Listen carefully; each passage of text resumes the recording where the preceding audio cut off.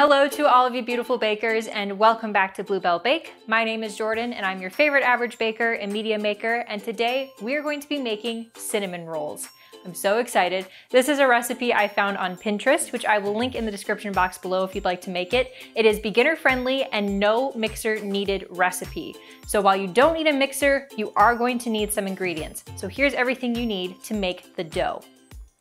So to make the dough portion of the cinnamon rolls, you're going to need 5 cups of all-purpose flour. I have it divided so there are 3 cups in this smaller bowl and 2 cups in this bigger one, and I'll get to that in just a second.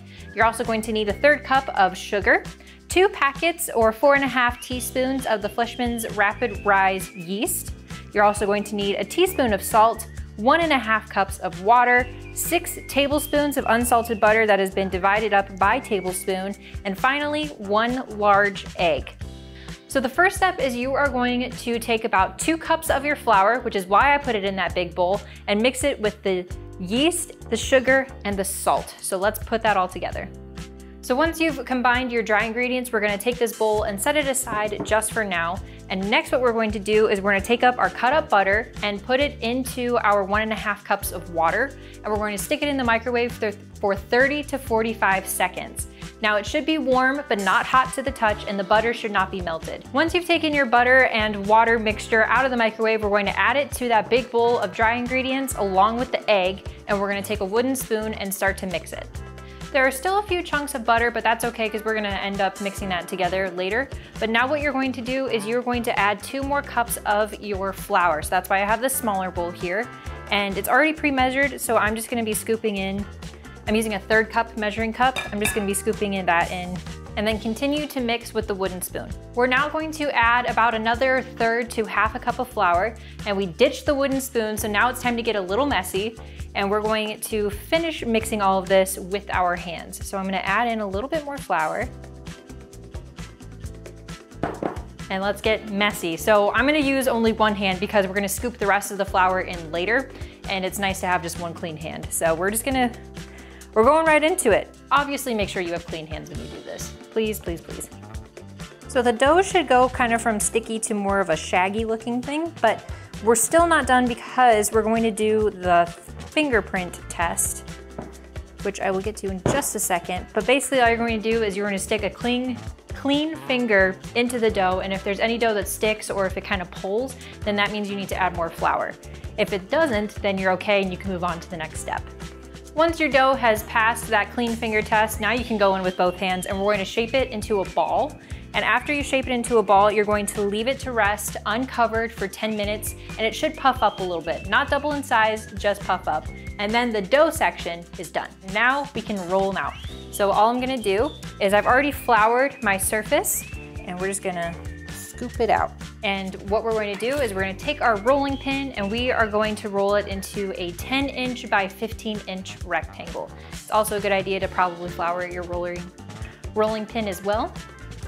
So a 10 by 15-inch rectangle is not as big as you think it is. So I have my little ruler here, and I just want to make sure that I have it right, and I need to roll out more.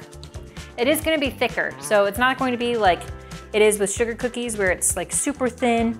It will be a little bit thicker than what you think. Once your dough has been rolled out to a 10 by 15-inch rectangle, it's time to add the filling. So what you're going to need for the filling is a 1/2 cup of light brown sugar, a tablespoon of cinnamon, and a 1/4 cup or 1/2 stick of unsalted butter. Make sure it is softened. You don't want it to be too melted, but you definitely want to make sure it's easily spreadable, because we are going to spread it across this entire rectangle. So we're going to do that first. After your butter has been spread out, you're going to go in with your light brown sugar and sprinkle it all across the dough. Next, you're going to do the same exact thing that you did with the brown sugar, just with the cinnamon instead. Once your toppings have been added to your dough and butter, it is time to roll. And we're going to roll from the long end. So that means that 15-inch mark, we're just going to scoop it over and roll it until you have a sausage. Congratulations, you now have a cinnamon worm. No. So now what we're going to do is we are going to take the ends and just kind of squish them together. That way, if it came loose while you were rolling it, it just kind of reshapes it back into more of a worm.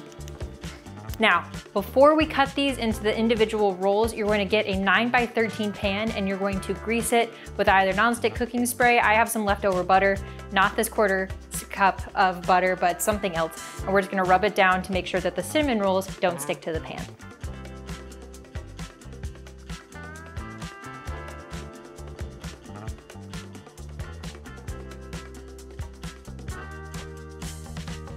Once you cut off those ends, we're going to cut our log in half, and then you're going to cut them in half again. All right, and then from each 1/4, you're going to cut those into 3. So then you'll end up with 12 cinnamon rolls. And once you cut them, just place them in your pan. So hopefully yours turned out more of a roll than mine did, but that's why I say I'm an amateur baker, right? So once you have all of them cut out and you're placed in the pan, we're going to take just a tea towel and we're going to cover our cinnamon rolls and put them in a warm place and let them rest for an hour. This is when they should double in size. So I'm gonna stick mine right on top of my dryer because that's a warm area, and I'll see you in an hour. It's been an hour, and as you can clearly see, our cinnamon rolls, or cinnamon chunks at this point, have puffed up very nicely. So now what we're going to do is we are going to pop them into the oven at 350 degrees and bake for 20 to 30 minutes. While it's baking, we can make our frosting. Here's everything you need to make the frosting. 1 cup of powdered sugar, a 1/4 cup of unsalted butter softened, so that's that other half of the stick that we used earlier, 4 ounces of cream cheese, and 2 teaspoons of vanilla extract. So now what we're gonna do is we are going to put all of these ingredients with the powdered sugar and mix it up by hand, of course, and then we'll have a frosting. Once your cinnamon rolls come out of the oven and they've made your household smell amazing, you're gonna let them cool for about 10 or 15 minutes, just so they're a little warm still, but not completely cool, because we're gonna frost them and we actually want the frosting to melt a little bit. So they have been sitting here, and now we're going to take our frosting and just slap it on there. It really doesn't need to be fancy or anything. It's almost kind of like frosting a cake, where you just want to cover everything in it. Once you've frosted your cinnamon rolls, you are free to enjoy, and that's it.